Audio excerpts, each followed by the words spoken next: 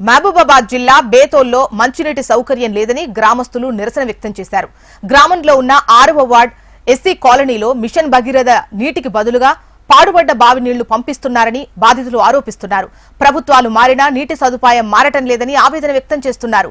ఉన్నత అధికారులకు సమస్యలు తెలియజేసినా న్యాయం జరగడం లేదని ఆవేదన వ్యక్తం చేస్తున్నారు. ఇకనైనా సంబంధిత అధికారులు స్పందించి మంచినీటిని సరఫరా చేయాలని కోరుతున్నారు.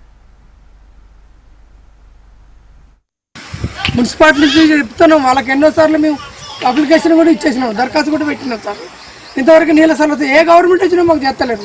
ఎలక్షన్లు అప్పుడు వస్తారు, మీకు ఇది చేస్తాం అది చేస్తాం అంటారు, పోతారు. ఇక అయిపోయినాక మమ్మల్ని ఎవరికి అంతలేదు. కాబట్టి దయచేసి పై అధికారులకు కోరుకునేది ఏంటంటే, మాకు బేతోలు మాకు ఎస్సీ కాలనీలో మాత్రం నీళ్ళ సమస్య చాలా ఉంచారు. మాకు నీళ్ళ సమస్య ఒక్క తీరాలని మిమ్మల్ని అందరినీ అధికారులను కోరుకుంటున్నాం. మిషన్ భగీరథ నీళ్ళు మొత్తం అందరికి సప్లై అవుతున్నాయి సార్. ఎస్సీ కాలనీకి ఒక రావట్లేదు. మాకు మంచినీళ్ళు అనేవి రావట్లేదు. మిషన్ భగీరథ నీళ్ళు గత కొంతకాలం నుంచి అసలు మా మిషన్ భగీరథ నీళ్ళు ఓన్లీ మా ఎస్సీ కాలనీకే రావట్లేదు సార్. ఊరు మొత్తం మిషన్ భగీరథ వాటర్ వస్తున్నాయి కానీ మాకు మాత్రం రావట్లేదు సార్, ఎస్సీ కాలనీకే ఓన్లీ.